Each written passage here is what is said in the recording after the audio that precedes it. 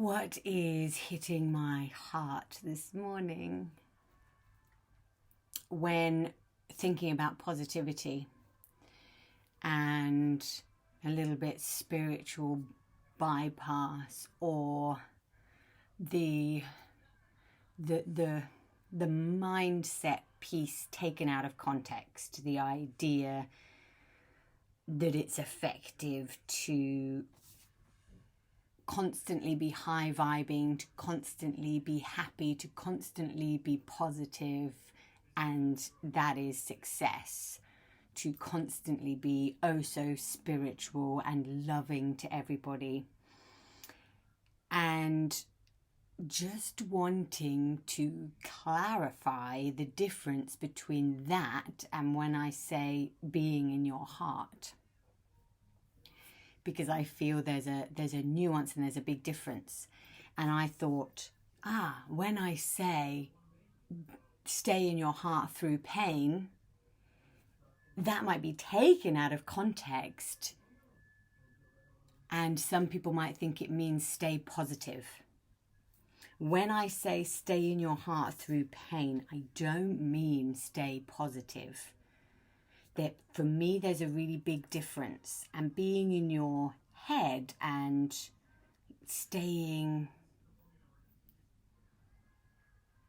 bypassing what's true in your head to stay positive is very different to being in your heart. When I say be in your heart, I mean be true to what is.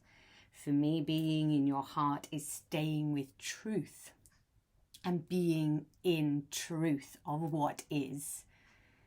And the head can be positive no matter what, or attempt to do the right thing based on past and based on story and based on logic and make decisions out of that. But the heart will be true. An example of this would be betrayal of oneself in order not to betray another is betrayal nonetheless. So if you're making a decision out of your head because you think, if I own my truth, that might hurt someone. Therefore, I'm going to be nice to them, betray my own heart, my own truth, and I'll decide to just be nice. I won't say that. I won't do that.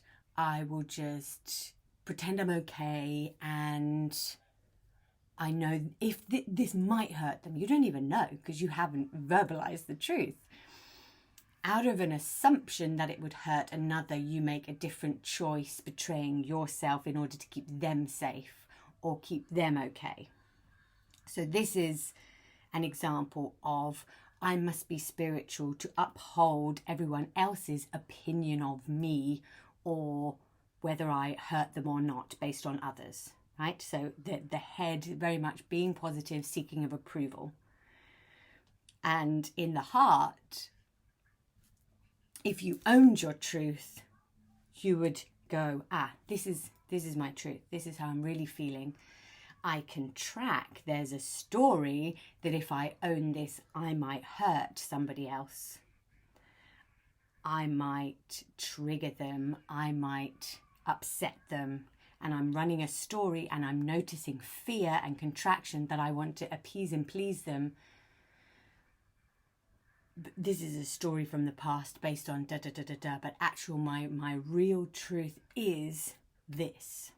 And I'm going to stay with the intelligence of my body, my truth, my heart, my read, and explain that to whoever it is and see how it lands. Therefore, you're in your heart, you're not betraying somebody else, but your truth might be a little bit painful. It's not going to be always positive. So staying in your heart is challenging sometimes. It will stretch you to really be honest and in your truth. It takes awareness, responsibility, and honesty to stay in your heart. It's not being in your heart is not always being loving and being in your head. So just wanted to define that really important difference. That the head can stay positive and override. Whereas if you incorporate the heart and your truth and your honesty, take responsibility and move from there, it might be challenging. So you can be in your heart and you can be angry with someone because that's your truth. You're like, actually, that's created fire. You're not toxically blaming and shaming, and the anger's not coming out as a shadow. You're holding the anger in your system. It can come out through your heart, but you can consciously name, actually, the truth of my heart is that's brought up fire.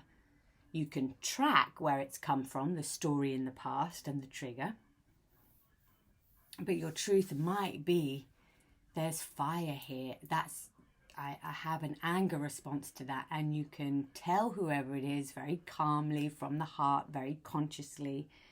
But doesn't mean staying in your heart is always just showering love on everybody no matter what they do, and accepting, yes, accept all the parts of somebody, but in a conscious way. It's not like accept all the parts of anybody and let them walk all over you because you have to be really loving and spiritual to everyone. It's actually this, I love this person so much that they can receive my truth. They can receive me in my anger, they can receive me in my sadness, and that you're conscious enough to track and name all of your parts. You're not projecting on them, you're owning it. And for me, there's a big difference. So I just wanted to explain, when I say stay in your heart through pain, I don't mean bypass what is, pretend there's no pain and try and stay positive. That is not what I mean by staying in the heart. It's a fairly complex journey back to self and back to the heart. That's why we do 4 stages of consciousness and an entire medicine wheel to get there, because it's not just a case of, oh, just love everyone. That's still in the head. You just want to be really clear on that. The journey to the heart is challenging. It will stretch you. It's honest. You need emotional agility, lots of consciousness to be able to track, be radically honest, take radical responsibility for self. Yeah. And therefore, no lies to self, no lies to other. It's not, when I say stay in the heart, a simple just be loving to everyone. That's not what I mean. And I hope that lands. And I will do further explanation on all of the parts. Abhichai.